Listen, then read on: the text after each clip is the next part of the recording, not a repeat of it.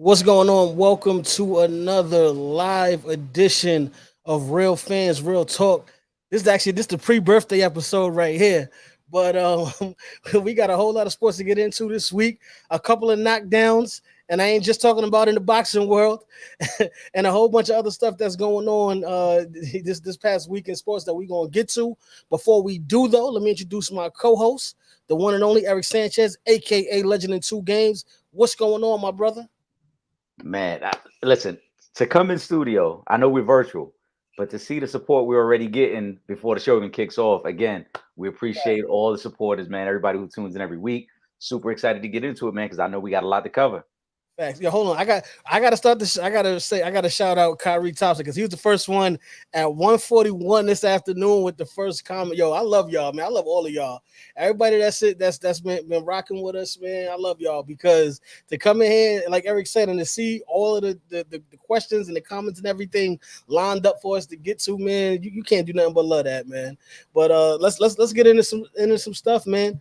It was there was I guess a big fight. I guess you could call it a big fight. If you know, if you look at this as actual real boxing, I think this is more of a exhibition. But everybody's main man, Jake Paul, was back in the ring against Nate Diaz, MMA fighter, UFC fighter. Nate Diaz took his talents into the boxing ring. Um, we had a knockdown, but for the most part, the fight went the distance, went the full 10 rounds. I to be honest with you, I thought the fight was actually closer than the judges had it. Obviously, I know Jake Paul got the knockdown early, but I thought it would have been a little bit closer than that. It was like 97 to like 91 or something. Like it was the numbers was crazy, and it was a unanimous decision in Jake Paul's favor. He did definitely win the fight. I just thought it should have been a little bit closer. I don't think it was a close fight at all, to be honest. I thought Nate Diaz tried to make it entertaining late, but Jake Paul did what he was supposed to do against a guy who had never boxed professionally. And though I know Nate Diaz is a great striker in the UFC and a guy whose game is predicated around a stand-up game in the hands, but to be in a boxing ring to do that over the course of 10 rounds is completely different. So I mean, Nate Diaz tried to make it entertaining. I thought Jake Paul dominated this fight. He stumbled him and knocked him down in the first round. He had another late knockdown. Uh, Aside from Nate Diaz trying to bait him and play possum, there wasn't much that Nate Diaz did in this fight at all. Yeah. I mean, we done said this, pretty much for every Jake Paul fight, but the opponents have to stop letting him put them into unfair situations, right? So, I get it, Nate Diaz. I mean, obviously, this might be the biggest bag he ever got. Who knows? You know what I'm saying? But I'm sure he got a nice check for this fight. Now, the issue is, Nate Diaz is going up two weight classes to fight Jake Paul. Now, we know how hard that is for boxers to jump up two weight classes back to back like that. But now imagine you don't have that type of boxing experience and you're going up two weight classes to fight Jake Paul. You're already at the disadvantage one. And then, like you said, Eric, you're not a pro. This is your first ever actual boxing fight, even though your UFC game may be predicated on the stand-up game. I go back and I reference the Ronda Rousey versus Holly Holm fight, where Holly Holm was actually a boxer, and we saw the difference in those hands, even though that was an MMA fight. But when Ronda Rousey had to go up against somebody that actually had hand skills, she did not know what to do with herself. And I think this is a similar situation. It's completely different. And one thing we have given Jake Paul his props for is that he does take the sport seriously. Now, he may look for advantages when he's going into every fight, which I think is corny, but he takes this seriously. His training is seriously. He's been training, like a pro boxer for, I want to say, 4 or 5 years now. Hold on, guys. This is my bad. That's Jake Paul people. They don't like when you're going at them, Trip. They Yeah, don't like that. they don't like when I talk about Jake Paul like that. But yeah, every the fighters are always at a disadvantage when they're in the ring with Jake Paul, and somebody got to be say, listen, At some point, like let's get a fair fight on if because I could understand if you were actually fighting pro boxers, but for the most part, outside of Tommy Fury, there's no one who has anywhere remotely close to any type of legitimate boxing experience that you're fighting. Yeah, and I mean that's why I don't want to criticize Jake Paul too much because I do think some of the things he's done for the sport are good. Like Yes, when you look at the attention that's being paid to the sport, and let's not forget, he's putting legitimate fighters and legitimate boxing fights on the undercards. As I know, we're going to talk about Amanda Serrano. mhm, There's a young kid that out of Vegas yesterday, Ashton Silva, that fought and had an impressive knockout victory yesterday. Who's 10-0? He's 19 years old. He's 10-0. He turned pro at 16. So there are some legitimate boxers under Jake Paul and his MVP promotions. But I also think that, we can't hype up Jake Paul too much in these victories because he's fought 7 times. 5 of those fights were against first-time boxers. yes, Aside from the Tommy Fury fight, which he did hold his own in, and he did knock down Tommy Fury in that fight.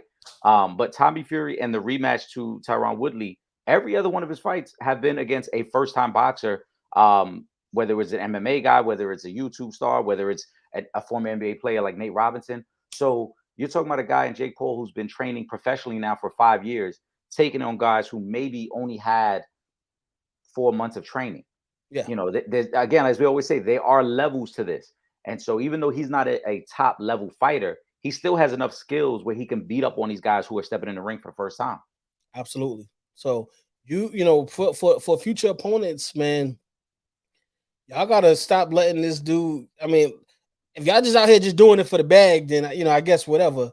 But if you really want a legitimate shot, if you think you can actually beat Jake Paul, then don't let him give you any boxing deal. And I don't think, honestly, I don't think Jake Paul is doing this because I know outwardly he'll say things like, "Oh, I think I could challenge Canelo in a few years." I don't think he truly believes that. No. I think that's all part of the hype machine to Yeah. get people to buy into the pay-per-views, or even if you're streaming it illegally, like I know a lot of people were doing yesterday. That's fine. He wants you to pay attention to him because I think what he's doing is strategic. He has been going after Dana White for several years now. And he has openly talked about how Dana White has never created a union for his fighters. And we know that doesn't exist in boxing either. Shout out to Ring 10. But he is going after UFC fighters specifically to show them that there is more money to be made if you do this the right way. There's not only the way Dana White does it. You mess with me, we could find a way to get you a bigger bag than you've ever seen. And as you mentioned, there's a reason why Ben Askren did it. There's a reason why Tyron Woodley did it. Anderson Silva's done it. Now Nate Diaz. Again, 4 of his 7 fights have been against, actually 5 of his 7 fights have been against MMA guys. He is doing that strategically. He is targeting UFC guys to show them there's more money to be made with Jake Paul than Dana White. I think this is part of a bigger scheme for Jake Paul. Yeah, that part of it, and here's the thing, I won't ever discredit Jake Paul, the businessman, right? I only take away from Jake Paul, the quote unquote professional boxer. That's where I have a line. But as far as his business acumen, I mean, you can't deny what he's been able to do in the sport. He's making a lot of money for himself. He's bringing entertainment to the sport of boxing because, for the most part, if Jake Paul is kind of looked at kind of similar to the way people looked at Mayweather in the sense of there's a lot of people that are just watching to see him lose. I'm not. That's the only aspect. I'm not. I don't. Let me finish. Because I see your face. I see your face. But no, what I'm saying. Just from the standpoint of there are a lot of people that are watching just to see Jake Paul lose. And since he actually fought a boxer in his previous fight, but didn't, even though he took a loss, he didn't get beat like we kind of feel like he should have. You know what I mean? It's like, all right, he's still lingering. All right, so I'm gonna watch it again because I'm waiting for the knockout. I'm waiting for him to step into a ring with an actual legitimate boxer so that he can get knocked out. Because even in the, with the Nate Diaz, even though I felt like Nate Diaz had no power whatsoever behind his punches, he was still catching Jake Paul Mhm. a lot. So if you replace Nate Diaz with an actual pro boxer, even if let's say somebody like the family, like Justin Biggs, I think he's probably around that weight class or not too far. Justin Biggs a little smaller, but yeah, but I got yeah. You know what I'm saying? But even somebody like that, who has the professional experience and has been legitimately training as a boxer would pick Jake Paul apart. He's very smart in the sense of, I'm picking these guys out. I'm gonna give him the no rehydration clause. I'm gonna make you come up 2 weight classes. You know what I mean? I'm gonna pick a guy who's never had an experience boxing. I'm gonna pick these old, and I don't want to say washed up, but I guess over the hill MMA fighters. I'm gonna put former NBA players in the ring with me just so that I have the upper hand in these fights. And listen, it's working because as long as he doesn't lose, he's making a lot of money. Yeah, again, it's all strategic. It truly is. Jake Paul knows what he's doing. He knows who he's picking to fight. He's doing it with the intent of, I guess, thumbing his nose at the UFC and showing, listen, I can not only embarrass some of your guys, but I can also make them want to work with me as opposed to Dana White. Remember, Nate Diaz and Dana White were in a long, drawn out negotiation for several years Yeah, after Nate Diaz beat Conor McGregor. So the fact that he is willing to not only negotiate with Jake Paul, but then make this fight happen. And after the fight, you saw them even talk about like, oh, we might go do an MMA one now. This is strategic in targeting UFC guys to show them we can make a lot of money without Dana White involved, and we can figure this thing out on our own. You guys don't need Dana White to get to the bag. I also think that what Jake Paul is doing is, as we talked about, bringing new faces in, but it's really to hype up MVP, his promotional brand. It's to show you that I can get quality fighters over here, make it work. He didn't embarrass himself against Tommy Fury, as you highlighted. He went the distance with a guy who had been training his whole life, and Tommy Fury said it even after the fight. I've been doing this since I was 5 years old. You've only been doing it 4 years, and yet you went the distance with me and even knocked me down. yeah, So, there is some legitimacy in how serious he is taking the sport. I yeah. don't think he's taking any shortcuts. He is legitimately wanting to be a part of the sport, but he's never going to be a world class fighter because you just don't pick up the sport that late in life and then immediately turn into one of the greatest fighters of all time. The history, says otherwise. You look at the greatest fighters of all time; they've all been doing this since they were little kids, or at the very least, teenagers. They Yes, didn't start in their 20s and then become, high level fighters. exactly. So listen, man. Again, from the business standpoint, I respect it. He's definitely looking to replace, or not replace, but at least to give an alternate to the norm, to UFC, to what we've been being seen. And if he does actually take that MMA rematch versus Nate Diaz, boy, better look out because he's gonna be looking. He's definitely gonna do more. And when he's putting, names like Amanda Serrano, who is one of the top female boxers, period. What are you gonna do? You gotta like he's winning right now. I gotta give it to him. He's winning on all accords, and he has had he had was Badu Jack on the last card, who's somebody who's respected in the boxing world. So he has you know these the fighters who can legitimize what he's doing here on the undercard. So you gotta love it, man. What he's doing from that standpoint. I'm always gonna want to say, let's go fight one of these. Let me see you fight one of somebody legitimate. But I can't take away from the business, man. He's doing what he's supposed to do, and he continues to win. And I actually don't mind if he never fights a legitimate boxer, as long as he never tries to parade himself as a champion. As Yes, long, exactly. if he's purely doing it to show, like, hey, I take the sport seriously and I want to show off what I've learned so far. And in these situations, that's how I view it. He's just showing us what he has been able to do, and he's getting in there with big names. But at the end of the day, winning against Nate Diaz doesn't bring you a championship. It doesn't, bring you anything other than just recognition. And I'm okay with that. I've said that several times already in the past. I'm okay with it unless he somehow gets a high ranking by one of these governing bodies or gets a title shot, then that's when I'll be truly upset. But Yeah, if you're just going to keep fighting UFC guys or guys who are interested in the sport, go ahead, so be it, man. Because I think it's great for people, as you mentioned, like Amanda Serrano, who is one of the greatest women fighters of all time. And up until a couple years ago, no one knew who she was. yep. Jake Paul has really hitched his brand to Amanda Serrano. She's been on every one of his cards, and he even got her to headline at Madison Square Garden, something that most of the men boxers have never done. So the fact that he's done that and he's put money back into the sport with legitimate fighters and legitimate fights, I'm okay with it. Yeah. I can't complain. Before we leave the fight world, just to update in the heavyweight division, Dylan White has tested positive for a substance. So the August 12th fight that was supposed to be going down with him and Anthony Joshua, that fight is not going down. Anthony Joshua is still looking for a replacement opponent. I don't know who at this point. On under that, because that's 5 days away. I don't know who's crazy enough to just step in the ring in 5 days and take that fight, but he is trying to find somebody to make that fight happen. But it won't be Dylan White because he definitely tested positive. What's going on? I see you guys starting to check in on the live. We're gonna start getting to these comments in a second. Because it's a lot. You know what? Let's jump in. Let's take the first one. Is this trash something or nothing? Trayvon Diggs to Dak. Shut your yo. Listen, man. I think it is time for Dak to show improve.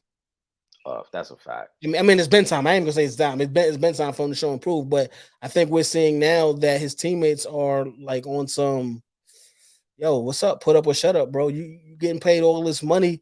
You know what I'm saying? We can't get no other guys in because of your contract, and you're not even performing at the level of somebody who's making $42 million a year. Step your game up, and I think that's what his players are his teammates are saying, and we saw that with Trayvon Diggs. We spoke about last week. I forget who it was in the comments, but about the guarantee that he made as far as interceptions go, and I sent you a video earlier this this week where him throwing an interception already. That's to his own teammates. So Yeah. he gonna be it's gonna be bad once he gets to the season. Yeah.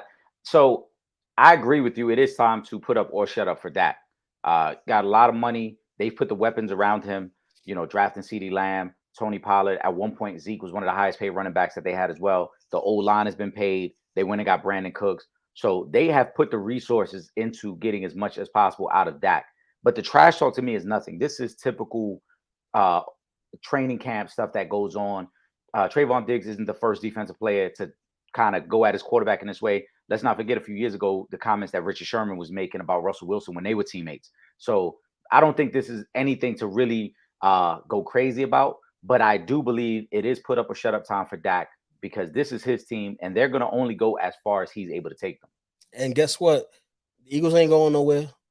Giants, did very well last season for themselves, and they're going to continue to improve. So, you got to step it up ASAP. There's no time for you to be messing around all these picks that you're throwing. You got to step up. You have to get past the wild card round. You need to be at a minimum.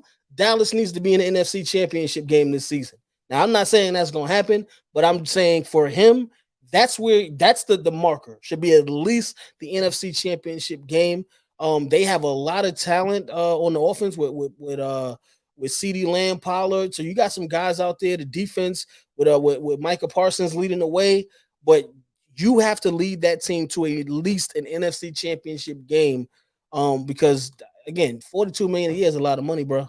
To not be, not be advancing in the playoffs the way you should be. Yeah. Again, it's time. Dak's got to show. And the NFC isn't as stacked with quarterbacks as the AFC is. There's only a handful of really good NFC quarterbacks. So if Dak was ever going to be the superstar they thought he was going to become, it's now. Exactly. It is what it is. Oh, I see another. Let me pull up this next. I'm gonna try to keep the Cowboys questions together. Was this Kevin Ford? Believe Cowboys completely trust Dak? Clearly, no. I don't think they do, and he hasn't given them a reason to. So, no, I don't think his teammates trust him at all. First of all, one, I don't even know if you're going to be on the field for 17 games now. I don't know if you're going to be on the field for 17 games because you've been getting injured the past couple of seasons anyway and missing chunks again. That's why Cooper Rush has been getting so much run. So, I got to first trust that you're going to be on the field, and then second, I got to trust that you're not going to turn over the ball like you did versus Jacksonville last season in a pivotal moment. You're not going to be throwing these crazy interceptions that cost your team games. And to be honest, I haven't seen Dak Prescott play at his peak level since Amari Cooper's left. I don't even know if that was his peak at that point, but I will say that there's no way they can completely trust Dak because, as you mentioned, last year when they were at their best, it was with Cooper Rush as a quarterback. When they were more of a run-heavy offense that relied on the play action pass and then allowed their defense to cause havoc, they were at their best, and that's why Cooper Rush. I think he only lost one game as a starter, right? In the 5 games that he started last year, 6 games he started. So that part, and then also Dak, his decision making in playoff games has been very questionable the last 2 years. So again, he's got to show us when it matters. He's got to look better in the games that are most important to Dallas. He's got to limit the turnovers. Do I think he's going to have 20 plus interceptions? No. But as I sarcastically said on the last episode, he'll have less interceptions because he's going to throw the ball less. I think they're going to be more run heavy this year. And so he'll probably still end up with about anywhere from 12 to 15 picks, which will look like less. But when will those picks come? Will they be in, bad situations where he throws a pick at the end of the game or red zone interceptions that cost him points? Those are the interceptions that are really going to determine if Dak has elevated or if he's still the same old turnover prone guy. Yeah. All right. Yeah. No. Listen, you're absolutely right. Let me just see if there's any more Cowboys questions out here before we switch up. Okay. All right. So there's a couple of football questions. We just gonna go straight to the NFL right now since we got all these football questions. I'm surprised because yo man, y'all be with it because I'm like at first I'm like it's a lot of basketball talk we be doing, but now that football season up, we see the football questions coming right out. So I love it, man. Okay, let's go to shout out to Deontay Pfeiffer. Are the Patriots in trouble this season? Belichick on starting QB. Everybody is out there competing. Um, Patriots been in trouble since Tom Brady left, so that didn't just start. You know what I mean? Um, they don't have the team that this isn't the Brady era anymore, and that's okay. It happens. You guys have the most Super Bowl championships than anybody else in the league. Everybody has to rebuild at some point. You know what I mean? And this is their time. When you talking about a generational talent like Tom Brady, someone who is considered the GOAT, yeah, obviously when he leaves, you know, it, you're gonna have some problems. It's not always guaranteed that you got the heir apparent right there waiting in the wings. I like Mac Jones, from Alabama, and I thought he had a pretty good rookie year. But he ain't Tom Brady. He's not even, he's not near the top guys realistically. Then on top of that, the Patriots haven't had legitimate wide receivers before Tom Brady left. They didn't have the best wide receiver corps. But them last couple of years when Brady was in New England, it wasn't really nobody out there for him to throw to. Patriots never really had, no great running backs. You know what I mean? And then the defense. This ain't the Ty Law. This ain't the Teddy Bruschi. This ain't that anymore. So yeah, they in trouble because they're rebuilding. I'm not gonna say they're in trouble. They're just in rebuild mode. I'll say, I mean, if Deontay's still in here, comment, let me know. Define trouble, because if you think they're going to win 6 games or less, yeah, then they're in trouble. I think they're a 7-win team. Vegas agrees. I had to look it up and double check because they have their over under right at 7.5 wins. I think that's right around their range, 7, 8 wins. So I don't think they're in trouble. I think this is who they are. They have, in terms of their division alone, they have the worst quarterback in the division, right? Josh Allen, Aaron Rodgers, Tua are better quarterbacks than Mac Jones.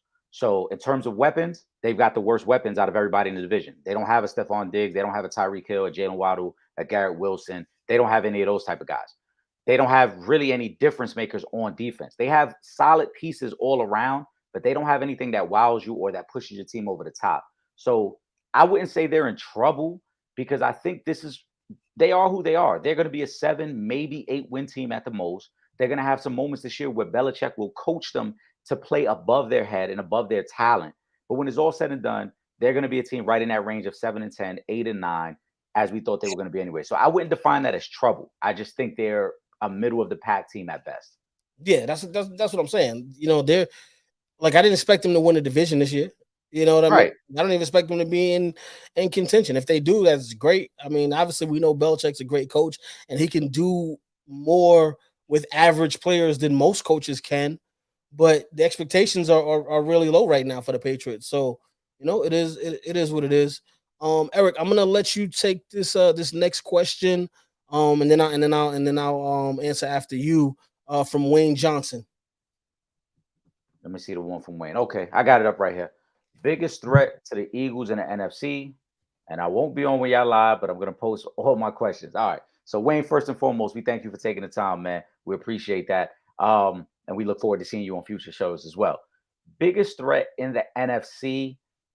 It's tough. It really depends on who's playing quarterback for the 49ers. I think the 49ers, talent wise, are right there with the Eagles.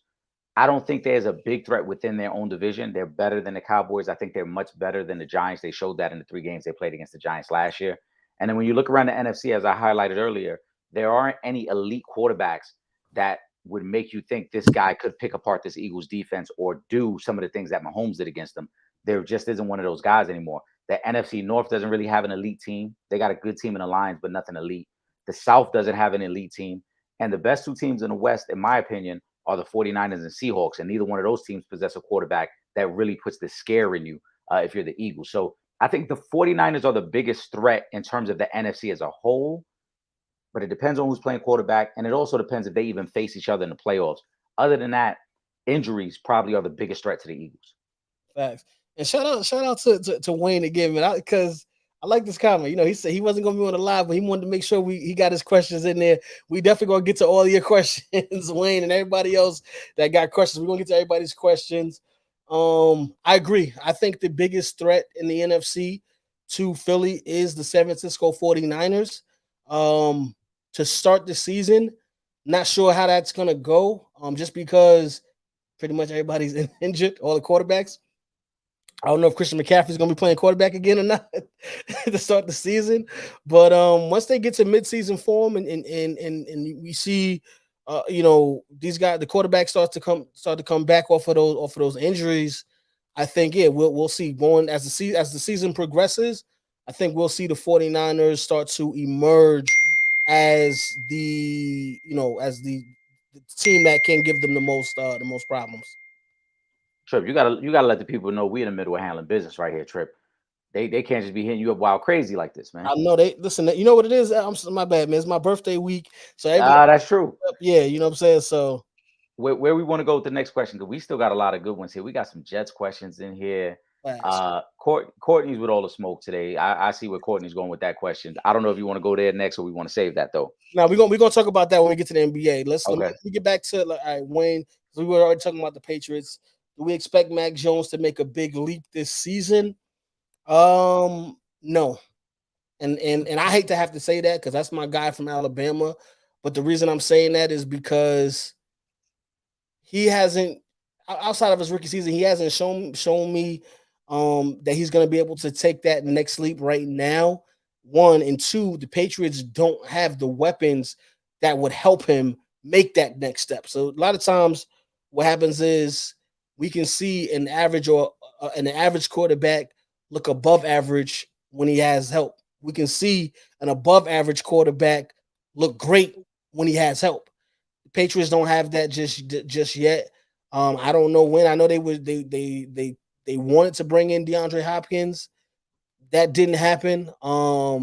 If I was the Patriots, I would have been going hard for DeAndre Hopkins, especially once Dalvin Cook said he would sign wherever DeAndre Hopkins signs. I'd have been going hard trying to get both of those guys to the Patriots because that would have been a huge boost for Mac Jones to have somebody like that with that kind of ability. Obviously, this is not D Hop from 3-4 years ago, but he's still a guy that can go out and get you 900 yards and some and 5-6 touchdowns in the season.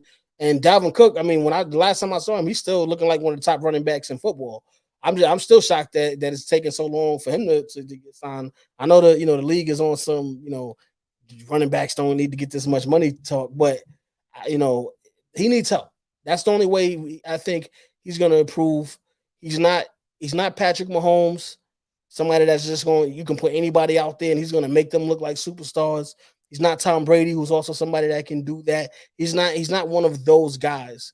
Now, is he going to turn over the football a lot? No, but you also got to score some points. Yeah. I mean, the simple answer on this is no, I don't expect a big leap. I think he'll be better than last year, mainly because last year they had a defensive coordinator in Matt Patricia who was calling the offense.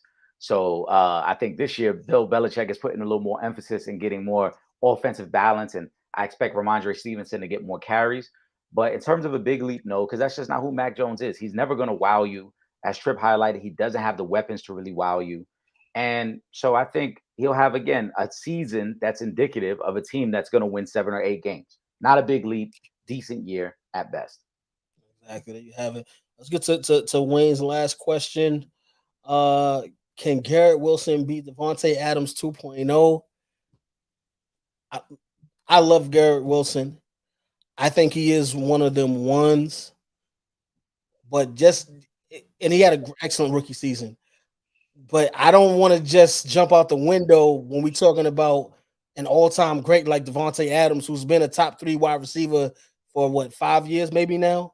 I don't want to just jump out the window and say he's going to be 2.0 Devontae Adams, but I will say this: the same way we just finished talking about how the weapons that are around you can help a quarterback take that leap. Guess what? The weapons around a wide receiver can also help him take that next leap.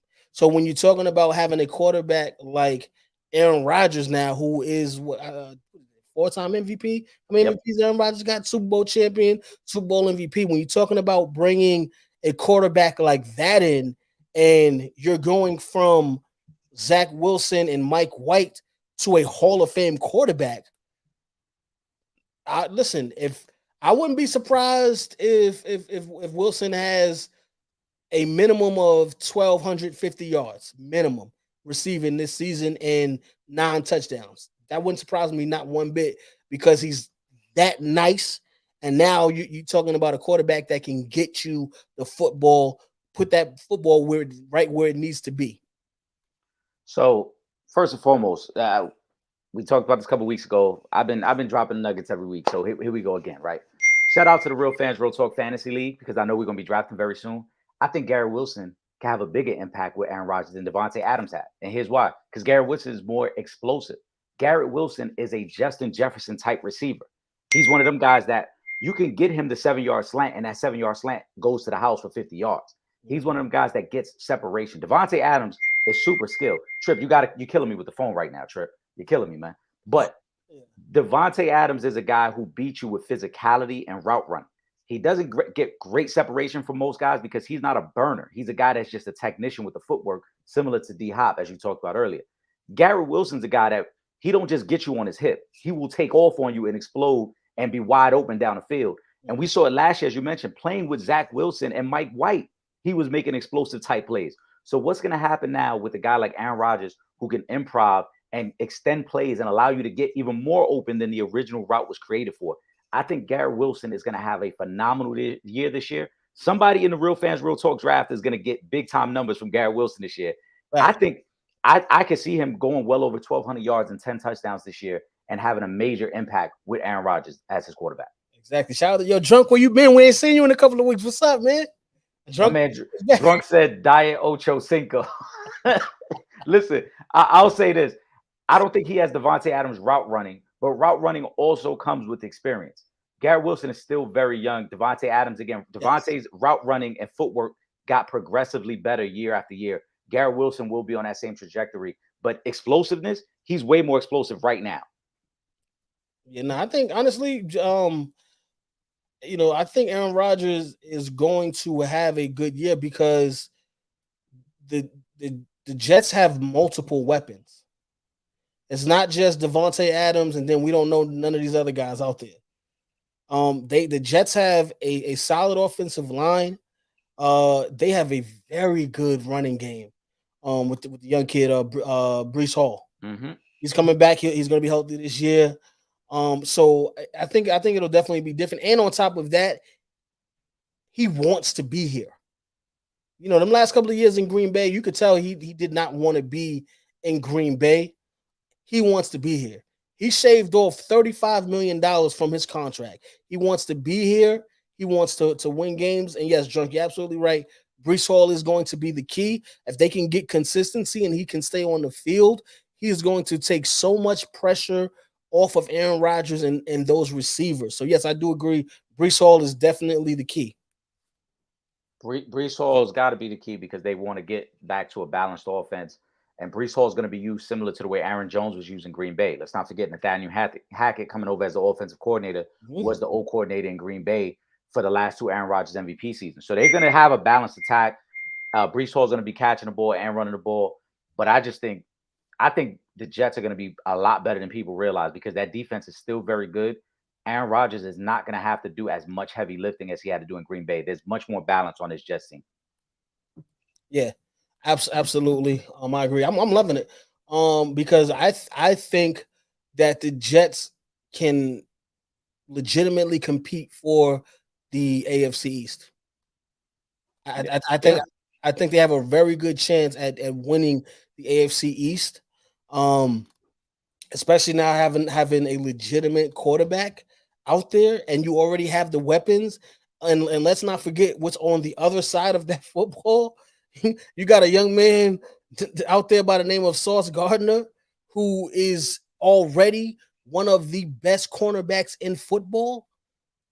And they got my guy right in the front, Quentin Williams. Quinn Williams, Alabama, Roll Tide.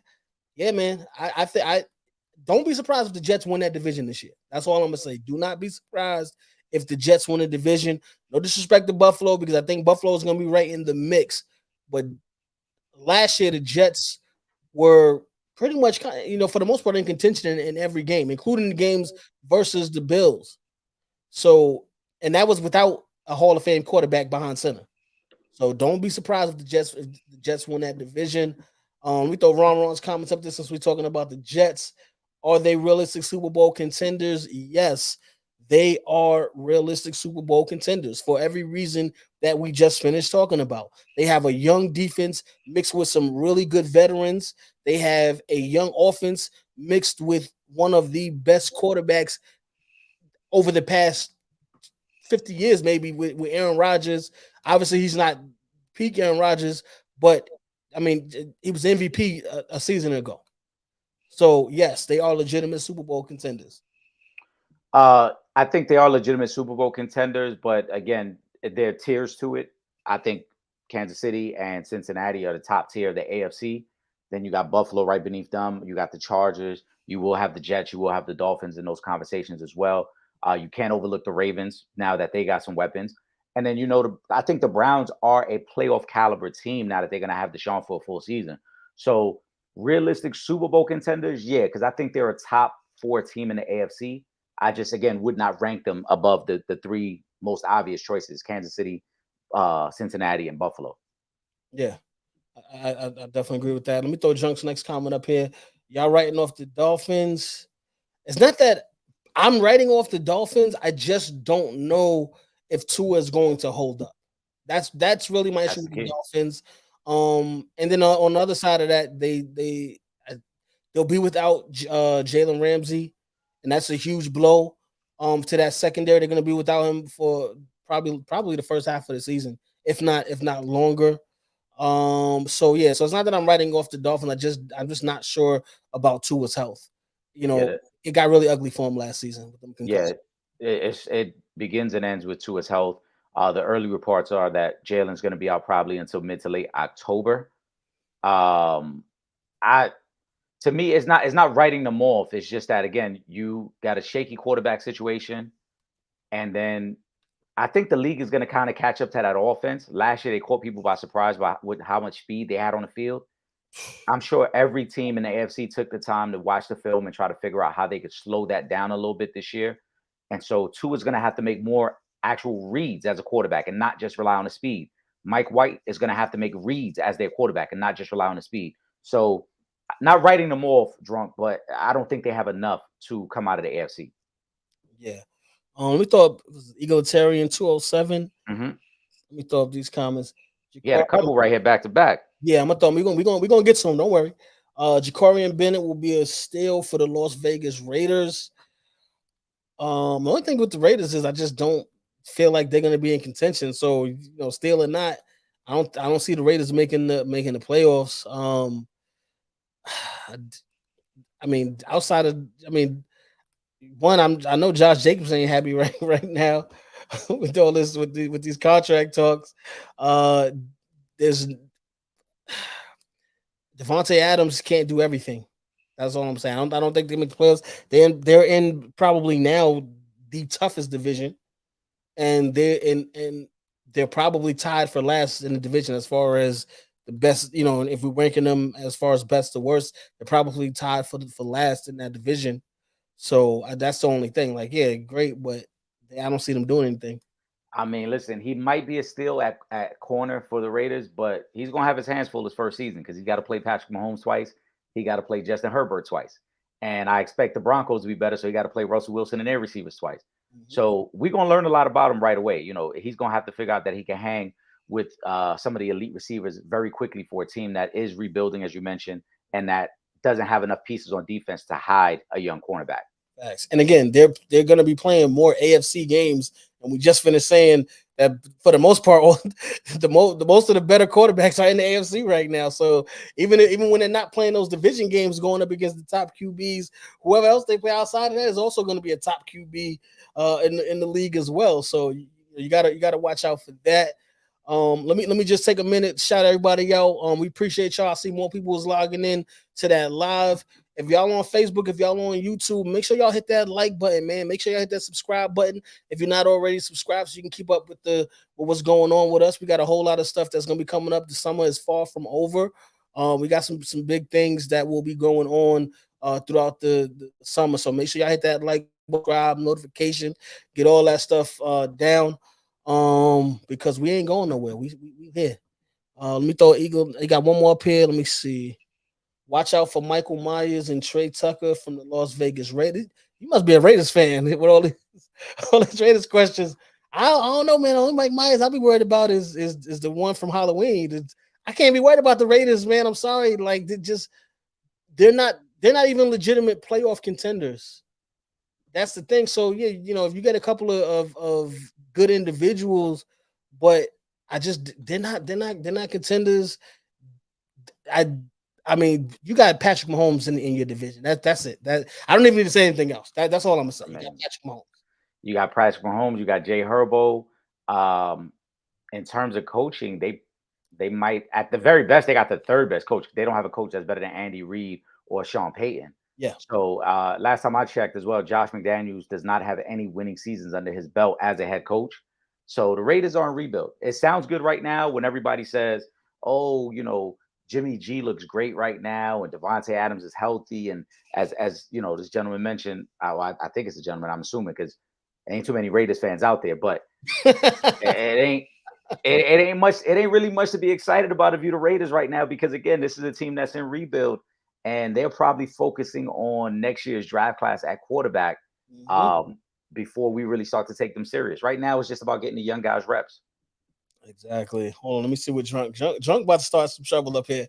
Raiders fans was telling me they wanted Caleb Williams, so they posted this tanks. Right, like this comment, right, is talking to all these Raiders guys. None of these guys play quarterback. You know what I'm saying? Like yeah, these guys sound. It sounds good to say that this time of year, like, oh, watch out for this person, watch out for that person. What we really watching out for is, can the Raiders win 5 games? Can Yeah. the Raiders win more than 5 games? Because if not, as Drunk mentioned, you're gonna be a Raider fan in April next year. Excited that they getting Caleb Wilson, Caleb Yes, Williams. I knew it. I had I knew it. Listen, it was egalitarian, man, nothing but love, man. But y'all are far away from like even being a playoff team. You got It's a a long, rebuild. It's a rebuild. That's yeah, it. and that's okay. Now, if you're just talking about from fantasy football purposes, all right, y'all got Josh Jacobs. He's gonna be a beast in fantasy football again. Devontae Adams may be up and down because I don't Is, know about the is quarterback he play. is he going to be there though? Because there's reports that the Raiders may rescind the franchise tag off, and he would be outright free agent. Well, egalitarian, you gonna have to let us know. You the Raiders fan. You got Yeah, let us know what you're hearing on all the Raiders talk, because last I heard is there's serious talk that they may rescind the offer and he'll be out there. And if he's available, uh, I think somebody like a Kansas City might swoop in for him. Hey, listen, if you boy, don't let Devontae Adams get to Kansas City. No, no, not Devontae, Josh Jacobs. Oh, Josh. Oh, either way, don't let them. Yeah, no, no, no, Don't let Kansas City get him either. Shoot, but oh my goodness, yeah, man, they got a long ways to go. You know what I'm saying? I'm just like it just realistically, the Raiders have a long way to go before they're in playoff contention. Maybe taking it away this season might be the answer, so they can get a franchise quarterback. But right now they're not really ready for prime time. They do have some good quality pieces, but it's not enough. They Yeah, don't have nowhere near enough. right. And shout out. I love Max Crosby though, the defensive end. I love Max Crosby, but again, it's just not enough pieces there right now to compete. Facts. Let me throw this. Hold on. Let me just get this comment out the way from drunk. Josh McDaniels without Belichick, baby. That's why I like drunk, man. Drunk, coming with the facts every week. Facts. Hold on. Yeah, I know what's up. I highly doubt Josh McDaniels or to let Josh Jacobs walk. They listen. They better not. But Ah, the past couple of weeks, how people have been, especially the upper brass, has been talking about running backs. Listen, I don't know. Josh Jacobs is a star, flat out. He's I one of would the ones, but I don't know. I wouldn't trust Josh McDaniels because he's a guy who strikes me as someone who always thinks he's the smartest man in the room. So he might be willing to move on from Josh Jacobs, thinking, "Oh, we're good. We can do this around Jimmy G and some other pieces." Um, but we are a month away from the official start of the season. Yeah, Season kicks off September 7th, and here we are a month away. Josh Jacobs, they still have not figured out the franchise tag situation. He has not signed it, and it's getting a little late. exactly. Let me throw this one. I'm gonna go back for a second since we were talking about Rodgers. Kevin Ford says, "What would a Super Bowl do for Rodgers' legacy?" A Super Bowl with the Jets would do a lot for his Yeah. legacy because the last time Jets won was Super Bowl three. Was it? Super Bowl three. Was it? Just- my man Broadway Joe was the last time. So yeah, I think a Super Bowl with the Jets would actually be bigger than if he had won a Super Bowl, let's say last year with the Packers. One, it's a New York franchise, so that's always going to be a huge deal because New York is probably the biggest market in the world, realistically. And then but to come over, from Green Bay, this being his first year and to lead those guys to not only to a Super Bowl but to win, I think it does a lot for Aaron Rodgers' legacy. I agree. I mean, as you mentioned, Super Bowl three. Last time the Jets won the Super Bowl, the forward pass was like a new in thing at the time. That wasn't even teams weren't even looking to throw the ball. So the fact that the Jets won throwing the ball was impressive. But they haven't even been to the Super Bowl since then, let alone won another Super Bowl. So to get back now would enhance the legacy. We've talked so many times about the Mount Rushmore of quarterbacks. It would probably creep him back into that conversation because the only guys that would have a more impressive resume would be the big three of Brady, Montana, Manning. Other than that, you're talking about a four-time. My man Patrick Mahomes too. Well, no, it wouldn't be Oh, because well, they would both have two. they will have both have two, but Aaron Rodgers has four regular season MVPs, and Aaron Rodgers statistically right now is better. Though I prefer Patrick Mahomes statistically, Aaron Rodgers has him in every category. So again, that's where it would get him back in the conversation. Right now, as we talked about, he's right outside that conversation because I don't think his resume is even stronger than John Elway, who won two Super Bowls and went to five total. Getting to the second Super Bowl and doing it with a team like the Jets, I think would put him easily top five quarterback all time and possibly top four in that Mount Rushmore. Not No, drunk. he's not. I come on now. I ain't gonna do. We ain't Nah, gonna let you do that. Doc Rivers did not nah, have no great NBA career. Doc, nah. Doc Rivers might have been maybe he was average at best during his play. We ain't gonna. Even Come on, Drew. I can't let you slander that. even if you comparing it to Doc Rivers' coaching career, Doc Rivers' best two coaching seasons were the years with the Big Three in Boston when they went and won one championship, and then 2 years later they got back to the finals and lost. Other than that, Doc Rivers hasn't even been in a conference finals. Aaron Rodgers, we can say, is not only a four-time MVP, but he's been to multiple conference championships along with winning a Super Bowl. So that's slander right there. We can't allow that. Aaron Rodgers' career is way better than anything Doc Rivers ever did as a player or coach. Come on, drunk. You know what's Drunk be trolling, you know that. He trolling now. word. And listen, let me throw Eagle Terry highly doubt. We with you on that one, brother. Yeah. I think that's the strongest comment made today. Facts. Oh, but let me throw this one up. Hold on. Because there was two in regards to the Super Bowl this year. Let me see if I can find the other comments. Where was this one I'm just gonna go to here because I think they both were talking about the same teams. Hold on. There's so many comments up here, man. I keep saying it a bit. I'm just trying to. I'm trying. All right, here we go. This one right here. I predict the Eagles to beat the Bengals in the Super Bowl. Eric, I'll let you take that one first. Think it's a great prediction. I know we're going to save our official Super Bowl picks as we get closer to the regular season. The one thing I will say, I like the Cincinnati pick a lot. I do, especially now that they're already saying Joe Burrow could be ready, if not week one, possibly by week two. So he won't really miss too much time with the calf strain.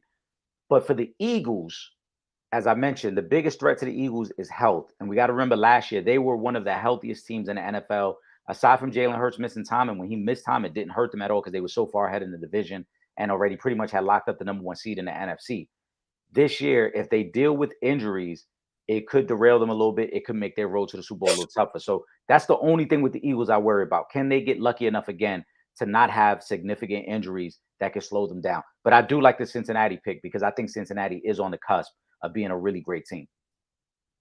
I'm gonna say this, and there's a man by the name of Patrick Mahomes. Yeah.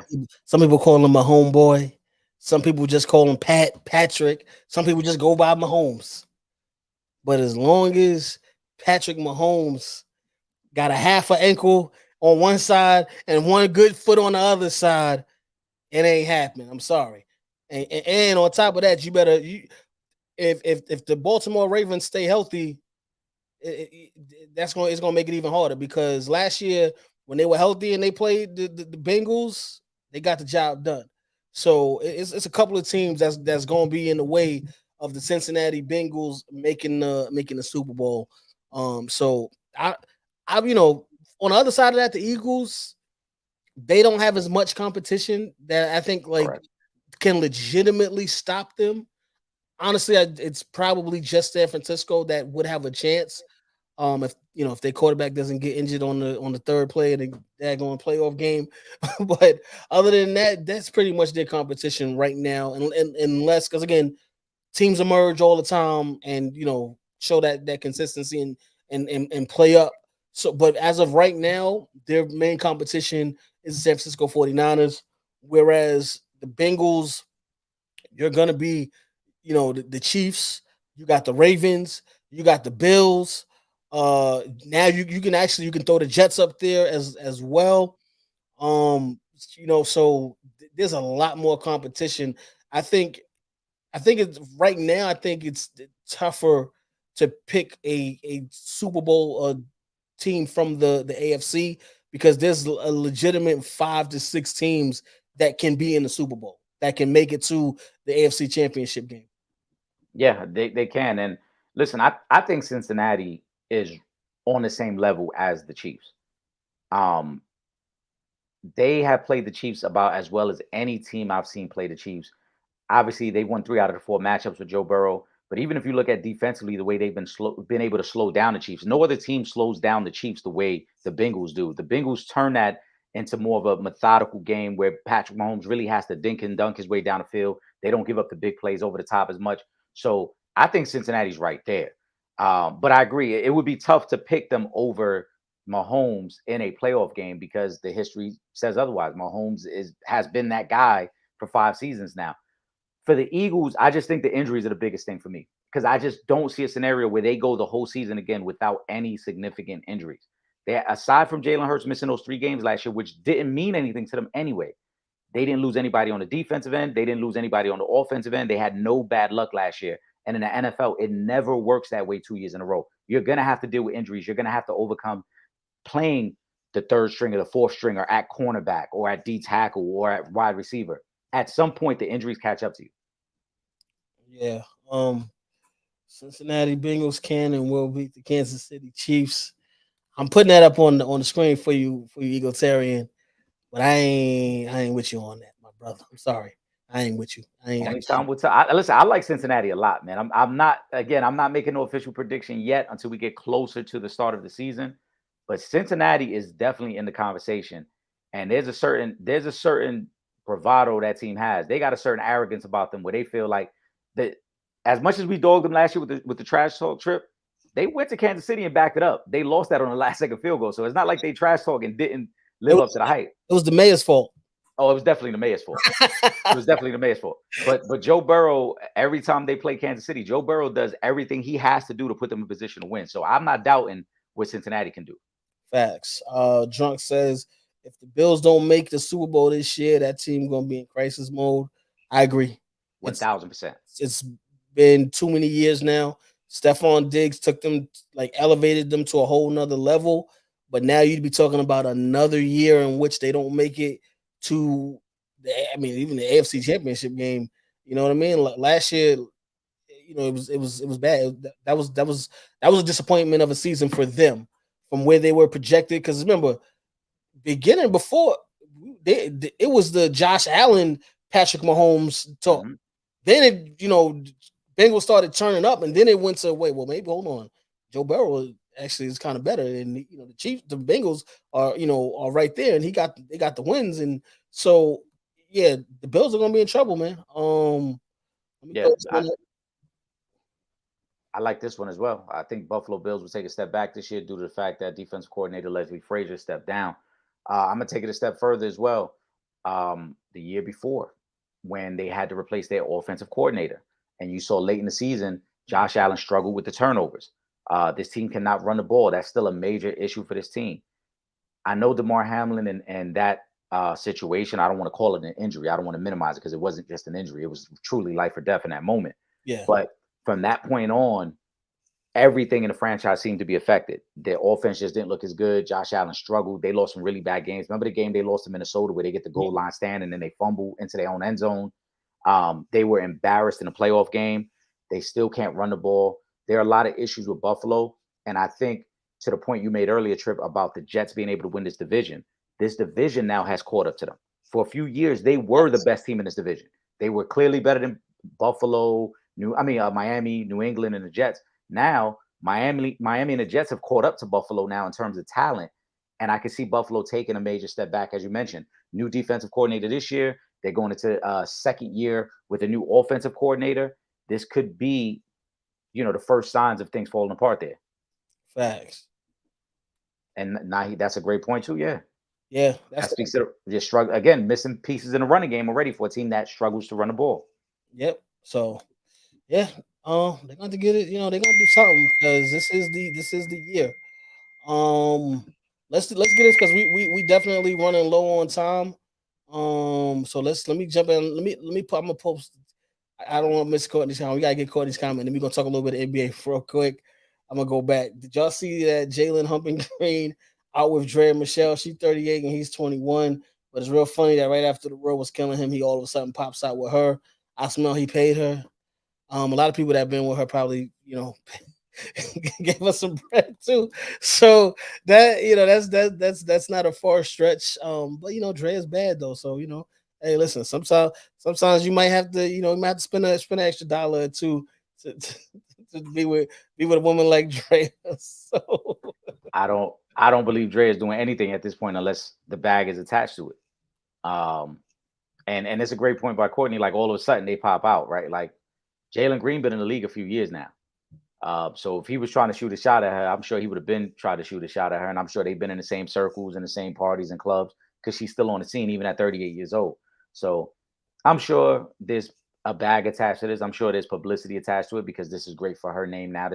We wasn't really saying her name for quite some time. She had kind of, I don't want to say falling on hard times, but she wasn't the it girl anymore. Nobody was checking for her anymore. Now her name will start to pop up. The blogs will start picking it up again. She'll sit courtside at a few games and people will go crazy about it. mhm. And shout out to Drunk because you just stole what I was about to say. We talk about all the time about athletes being on the decline and not in their prime. She ain't in her prime no more, Drunk. She not this ain't prime Dre Michelle anymore. So Facts. Listen, man. Listen, she's still bad though. So she's solid, but it's shout not. out to Jalen Green. He gotta fix that image. Let me throw Eagle Terrence one because I love comments like these. Baltimore Ravens might be a force to be reckoned with this season. Ravens may defeat the Chiefs this year. Y'all know I'm for that. So I ain't got nothing bad to say about that one. I'm all for that. I There's enough talent. to get a ring. There's enough talent there, but Lamar's got to stay on the field. Lamar's missed a lot of time the last 2 seasons. So could they match up? Yeah, they could match up, but are they going to be healthy? Can J.K. Dobbins give you a full season? Can Lamar give you more than 8 games? Um, the cornerback situation has got to be better too. They're getting a little older in the secondary, I- so they got some areas they got to be better. Facts. Really quick because we're a little overtime. NBA news. AD gets the extension, 3 years, 186 million. The biggest extension in NBA history.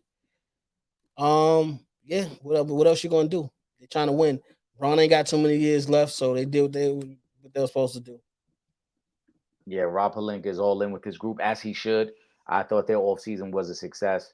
So now you lock it in and you're hoping that you give yourself a year, maybe 2 years. I don't know if AD is the guy to transition from Braun, but it doesn't matter because right now he's still going to play second fiddle to Braun for at least this season. Yes, exactly. But hey, this time you get 60 million a year, I ain't mad at that. I can't. You can't be mad at the brother getting 60 million a year. So congratulations to him on that. Um, I'm just gonna run through WNBA. The Las Vegas Aces. They are the first team to clinch a playoff berth. However, Candace Parker is out indefinitely after having surgery. So they've still been winning, but long term, that that injury I'm sure is going to have an effect on the team when we get into the playoffs. Remember a couple weeks ago when people were asking, could anybody beat the Aces in the playoffs? And I said anything is possible because it's a 2 out of 3 in WNBA playoffs. This is what I was talking about. Now a significant injury could derail the momentum you've already had. Depending on when Candace Parker comes back, you don't know how she's going to now just fit back into the system. So this could be a problem for them. Yo, drunk, you see, they winning. They record. That's how they only got I think 2 losses now He on said they clinched 2 weeks into the season. Nah, they played about 20 some odd games already into the season. They're a couple weeks. Yeah, facts. Oh, and shout out to Diana Taurasi. First to 10,000 career points. That's a huge deal. So big shout out to her for that. That's a hell of an accomplishment. And really quick before we get out of here, I'm gonna get to those last couple of comments, but we do got to talk about the bigger fight that went down in Major League Baseball. Tim Anderson unfortunately got KO'd by Jose Ramirez. Chin checked him a little bit, and he did. It was down goes Frazier. On that one, I know. I mean, everybody's seen the fight now, but is there anything he can do right now to maintain any type of respect after getting knocked out like that? He got to meet Jose Ramirez in the parking lot. He He got- got to get his get back. That's the only way because in baseball, you never see somebody get knocked out. Guys get punched in the face. Remember Jose Batista took a solid 2 piece a couple years ago. Right. I remember when Nolan Ryan he put the brakes on, or he put the beats, I should say, on Robin Ventura and bloodied his face. But to get knocked out and to go down in slow mo the way he did, that was terrible for him. Facts. So you gotta get your lick back, man. If that was missing, every time I see you, it's going down. Until I get my until I get mine. Every time I see you, we gonna Listen, have to throw these hands. they in the same division, so they play each other about 19 times a year. There's gonna be plenty of opportunities. There's gonna be plenty of slides in the second base moving forward. Facts. And it looked like because at first the way he threw his hands up, I'm like, oh, all right, it's about to be saying. Nope, it wasn't. It was something he got hit and then he hit the floor. He put his hands up like he knew what he was doing, but then when you look at the punches, he just kept dropping that left hand, and Jose Ramirez just came with a wild overhand right that caught him right on the chin. And that was all she wrote.